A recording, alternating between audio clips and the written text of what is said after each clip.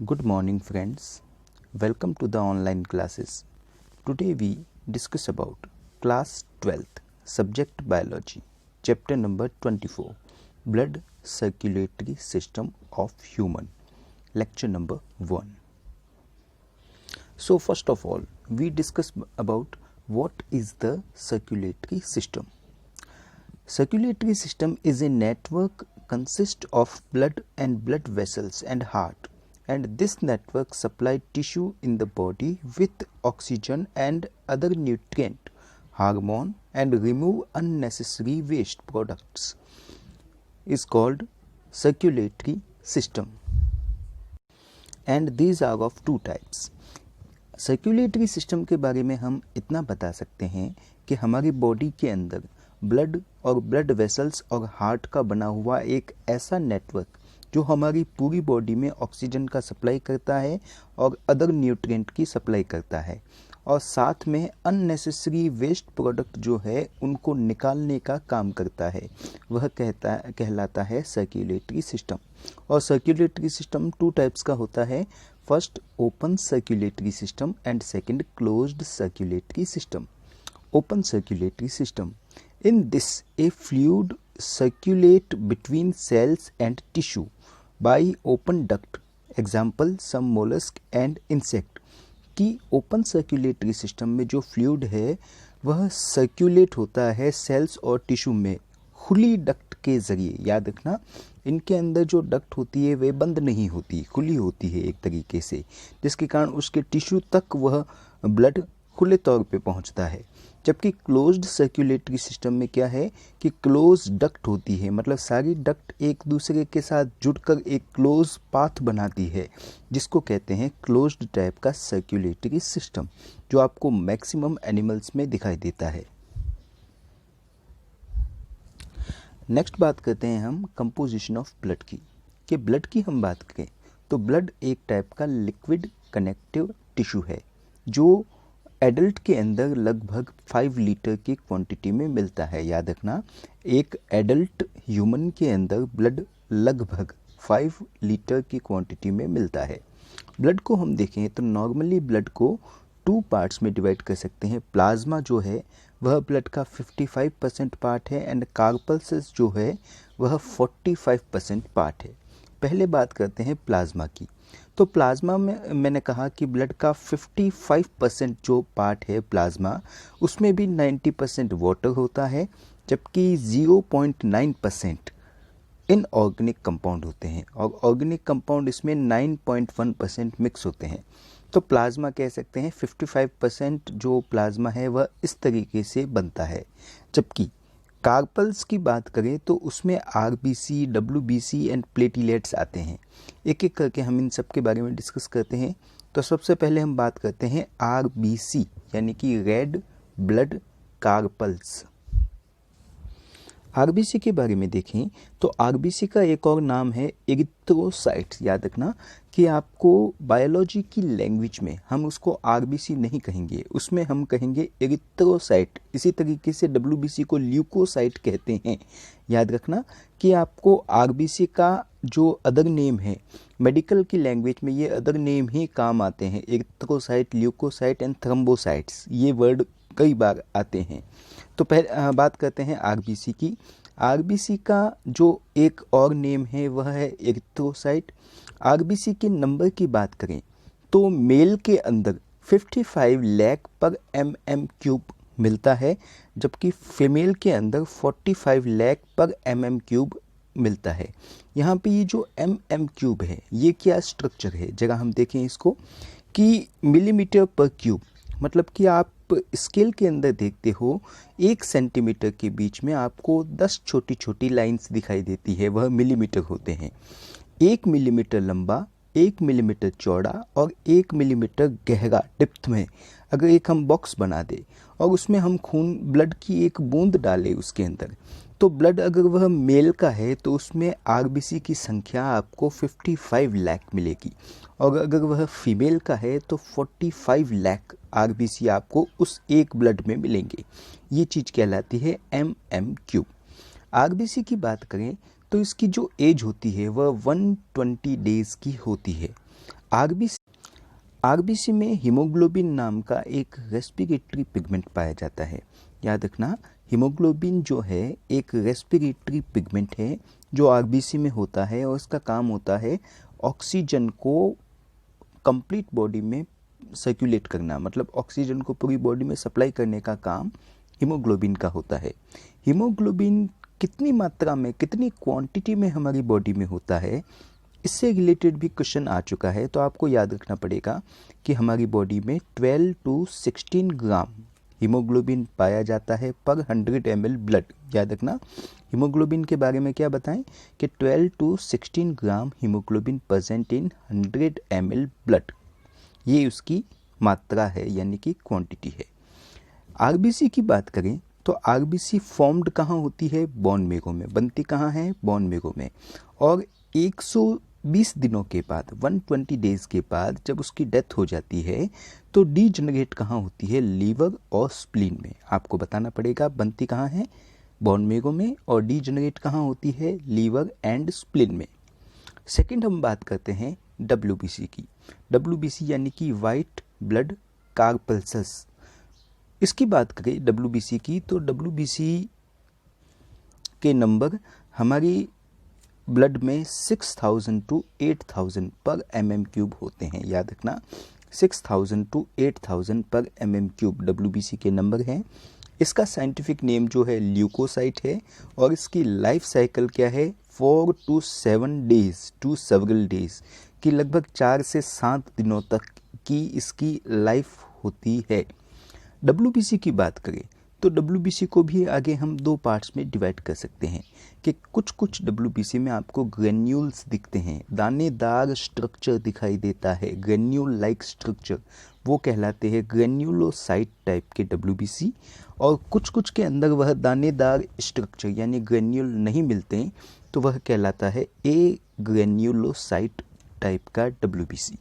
Granulocyte चूंकि granule है तो किसी न किसी से कलर होंगे, तो उसके कलर होने मतलब उसके स्टेन होने के बेसिस पे इसको 3 पार्ट्स पे डिवाइड किया गया है। बेसोफिल जो बेसिक डाई से स्टेन होते हैं, इओसिनोफिल जो एसिडिक डाई से स्टेन होते हैं, और न्यूट्रोफिल जो क्या है, न तो एसिडिक और न बेसिक, किसी से भी स्टेन नहीं होते।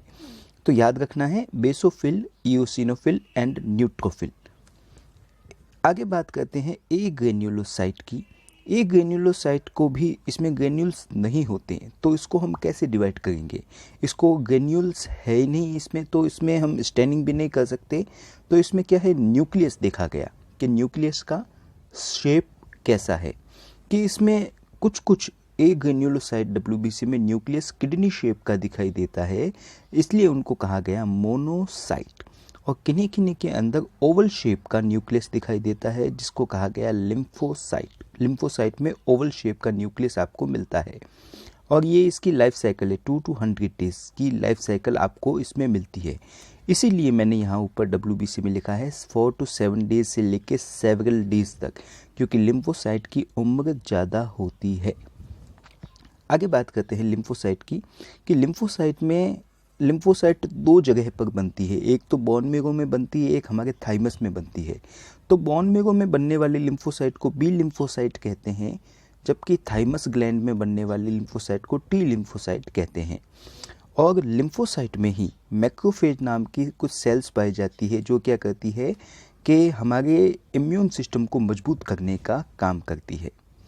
याद रखना है, मैक्रोफेज क्या करती है कि इम्यून सिस्टम को मजबूत करने का काम करती है। थर्ड कार्पल्स जो आती है वह आती है प्लेटीलेट्स। यहाँ पे जगह न होने के कारण मैंने इसको इस तरफ लिखा है, आपको कंटिन्यू इसी तरफ नोट करना है। प्लेटीलेट्स की बात करें तो प्लेटीलेट्स का साइंटिफिक नेम थ्रोम्बोसाइट्स है और इसके जो नंबर्स होते हैं वह होते हैं 1.5 to 3.5 लाख पर mm³। याद रखना, थ्रोम्बोसाइट जो है उसके नंबर है 1.5 to 3.5 लाख पर mm³। प्लेटलेट्स जो है उसकी लाइफ साइकिल होती है 5 to 7 डेज की और इनका काम होता है क्लॉट फॉर्मेशन ऑफ ब्लड, कि कभी किसी को चोट लग जाती है घाव हो जाता है तो उस टाइम उस ब्लड को क्लॉटिंग करने में हेल्प करती है प्लेटलेट्स। तो ये ब्लड का कंपोजिशन था प्लाज्मा एंड कार्पल्स। कार्पल्स में आरबीसी, डब्ल्यूबीसी एंड प्लेटलेट्स, जिसके बारे में मैंने अभी आपको जनरल इंफॉर्मेशन बताई है। आगे हम इनको डिटेल में पढ़ेंगे। एक आपके 1 मार्क्स का क्वेश्चन बन सकता है कि the percentage of blood corpuscles is known as haematocrit. Haematocrit कहीं पे वर्ड आए तो उसका मतलब यह है कि आपके ब्लड कार्पल्स की परसेंटेज से रिलेटेड है। बात करते हैं हम नेक्स्ट टॉपिक की। नेक्स्ट टॉपिक हमारा जो है वह है फंक्शन ऑफ ब्लड। ब्लड के फंक्शन कौन कौन से हैं? तो फर्स्ट बात करते हैं haemoglobin combine with oxygen and make oxyhemoglobin. It carry oxygen to the different body organs. कि हीमोग्लोबिन जो है वह ऑक्सीजन के साथ जुड़कर ऑक्सीहीमोग्लोबिन बना देता है, जो अलग अलग ऑर्गन तक ऑक्सीजन को सप्लाई करने का काम करते हैं। Plasma transport carbon dioxide up to lungs and except to out. कि प्लाज्मा जो है कार्बन डाइऑक्साइड को लंग्स से, मतलब कह सकते हैं कि बॉडी में जो ऑर्गन्स होते हैं उससे कार्बन डाइऑक्साइड को लेके लंग्स तक जाती है, उसको हम रेस्पिरेशन के जरिए बॉडी से बाहर छोड़ देते हैं। Function of regulation body temperature is done by blood. कि बॉडी टेम्परेचर को मेंटेन करने का काम भी ब्लड करता है। ट्रांसपोर्टिंग द हार्मोन, हार्मोन को अलग अलग जगह पर पहुंचाने का काम भी ब्लड करता है। Blood kill harmful pathogen bacteria and producing antibody. Harmful pathogen को, बैक्टीरिया को किल करता है और साथ में हमारी बॉडी में एंटीबॉडी को भी बनाता है। And platelets help in blood clotting. Platelet जो है वह ब्लड क्लॉटिंग करने में हेल्प करती है। नेक्स्ट जो हमारा टॉपिक है वह टॉपिक है ब्लड ग्रुप। ब्लड ग्रुप में फर्स्ट आता है एबीओ ब्लड ग्रुप, सेकंड आएगा आरएच फैक्टर। तो पहले हम बात करते हैं एबीओ ब्लड ग्रुप की। कि एक साइंटिस्ट थे कार्ल लैंडस्टीनर, जिन्होंने 1900 में रिकॉग्नाइज किए थे 4 टाइप के ब्लड ग्रुप को ह्यूमंस के अंदर। उन्होंने देखा कि आरबीसी जो होती है हमारी बॉडी में, उस आरबीसी के सरफेस पे 2 टाइप के एंटीजन मिलते हैं, antigen A and antigen B. और इस बेस पे उन्होंने 4 टाइप के ब्लड ग्रुप को बताया। 2 types of antibody found in plasma, antibody A and antibody B।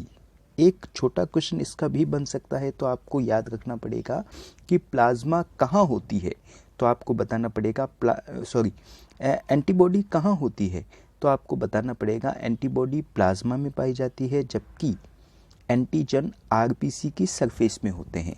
ये बात आपको एक छोटे क्वेश्चन के तौर पे पूछ सकते हैं, तो आपको ये बताना पड़ेगा। तो बात करते हैं ब्लड ग्रुप की। तो blood group A, B, A B and O, 4 type के ब्लड ग्रुप उन्होंने बताए थे।